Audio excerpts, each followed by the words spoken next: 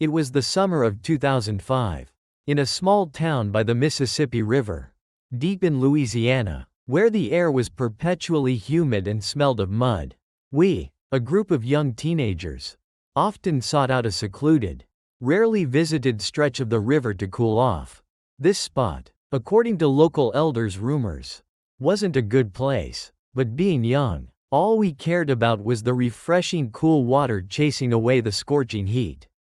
That day, it was just me. My name has been changed to David, and my two best friends, Mark and Chris. The river water in the late afternoon was still murky with sediment. The golden sunlight of the dying day filtered through the ancient overhanging trees, creating patchy light and shadow on the water's surface, looking both beautiful and, for some reason, slightly eerie. We dove in, one after another, our laughter and splashing disturbing the quiet surroundings. The cool water enveloped my body, a truly comfortable feeling, making me forget everything. I was swimming furthest out, close to the opposite bank, where wild bushes grew thick, their roots dangling into the water. Suddenly, I felt something, icy cold and rough, gripping my ankle from below, pulling hard. The first feeling was shock, followed by absolute panic. The water, the murky river water, instantly turned black as ink as I was pulled deeper down. I struggled, kicking hard, but the grip was too strong, and it just kept pulling without stopping. I swallowed water, the feeling of choking, my chest tightening painfully. Above, I could still hear Mark and Chris laughing and talking. They didn't seem to realize anything was wrong. I wanted to scream, but only bubbles came out of my mouth. The scene around me was a murky brown and dim. Only the cold, horrifying feeling on my leg was real. I was desperate, thinking I was going to die here, beneath this deadly river. Just when I thought all hope was lost, the grip on my leg loosened, and I used every ounce of strength to kick hard, trying to surface. When my head broke the water, I gasped for air, coughing violently, tears and snot streaming down my face. Mark and Chris swam closer, their faces surprised. "What's wrong with you, David?" Mark asked, his voice still carrying a teasing tone. I couldn't speak, just shook my head frantically, pointing towards my feet below, my face utterly terrified. I was pulled. Something pulled my leg down. My voice trembled, broken. Chris squinted at the water, then looked at me, shrugging. "Probably just caught on a root or some weed. Why are you freaking out?" "No, it wasn't a root," I insisted, the icy cold feeling on my leg still lingering. A coldness that wasn't from the river water. It gripped so tight, like a human hand. My two friends exchanged glances, their expressions shifting from surprise to confusion, then a hint of doubt. They saw nothing, felt nothing. To them, it was probably just a small accident or I was being overly sensitive. But to me, that moment of being pulled down, that feeling of utter despair, had planted a seed of fear in my heart. A horrifying truth only I knew. In the days following the river incident, I tried to push it out of my mind.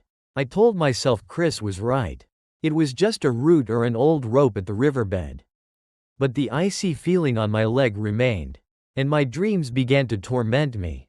I dreamt of myself sinking slowly in the murky water, a cold hand relentlessly pulling me deeper, and deeper still. Every time I woke up, I was drenched in sweat, my chest pounding. Then strange things began to happen. No longer just in my dreams or by the river. They started appearing right in the house I was living in, quite a distance from the river.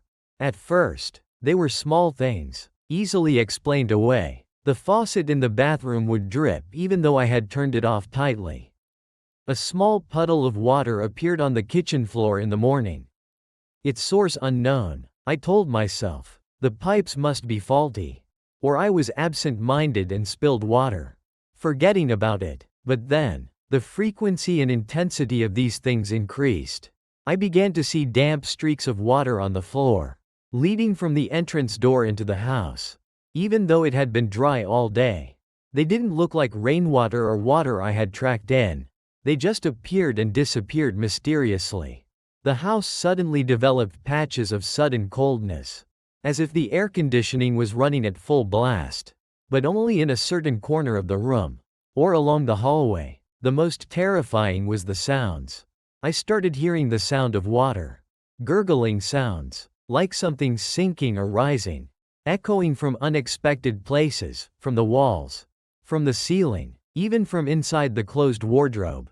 Sometimes, I even heard a rustling sound, like wet seaweed, or a light scratching at the window, like something wet trying to cling on. Paranoia began to consume me.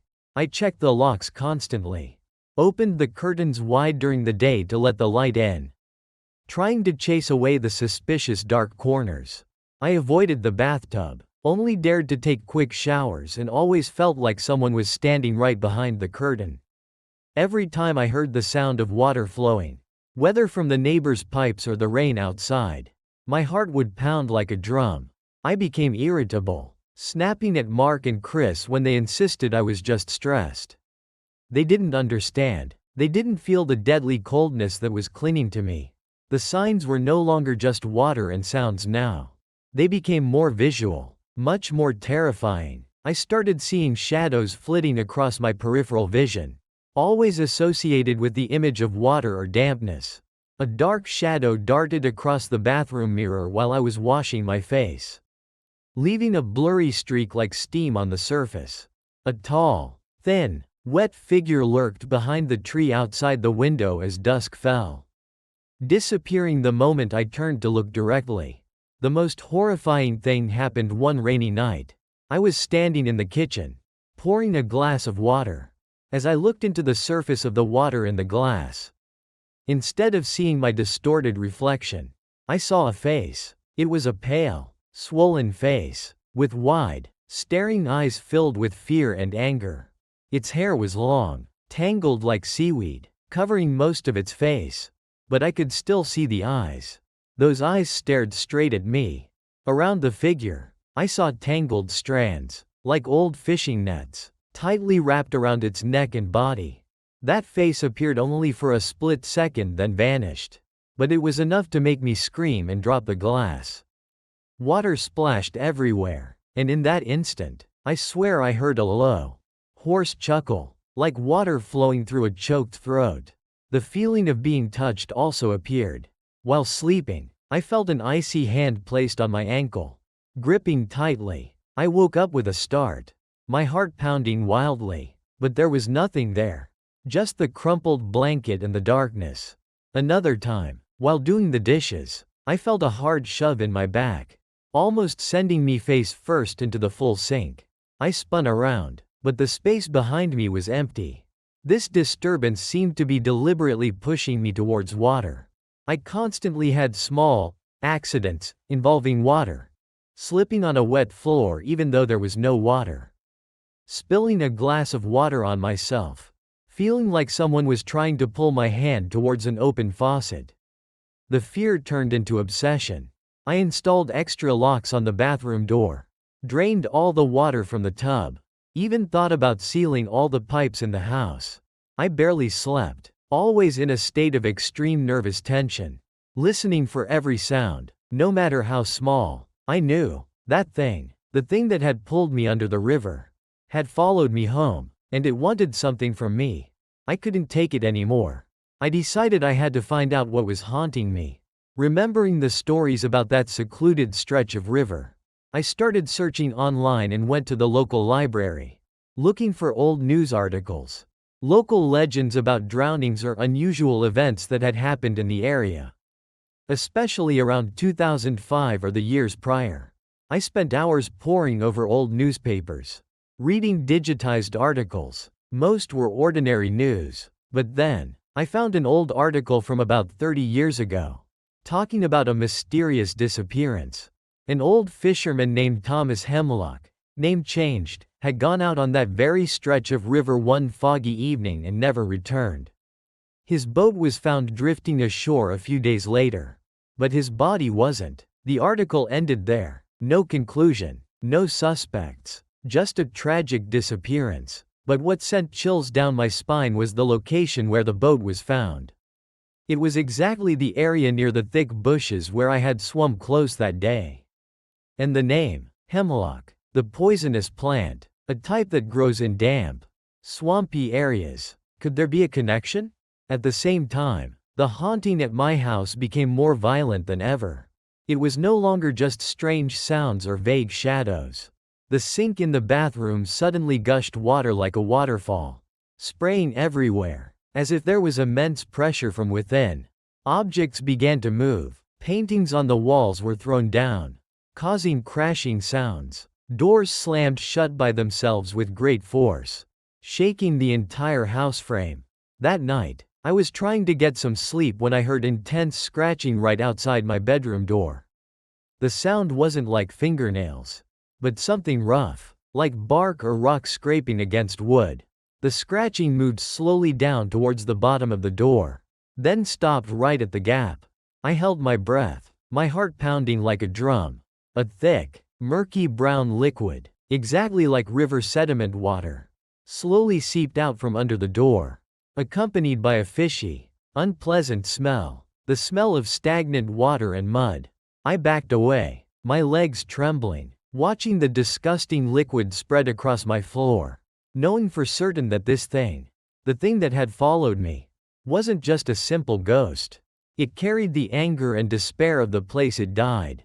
The haunting grew worse. It wasn't just attacking the house, but targeting me directly. I constantly felt pushed, pulled, especially towards doors or any source of water. I started noticing bruises, small scratches appearing on my skin without explanation. I barely ate, barely slept, always in a state of extreme nervous tension.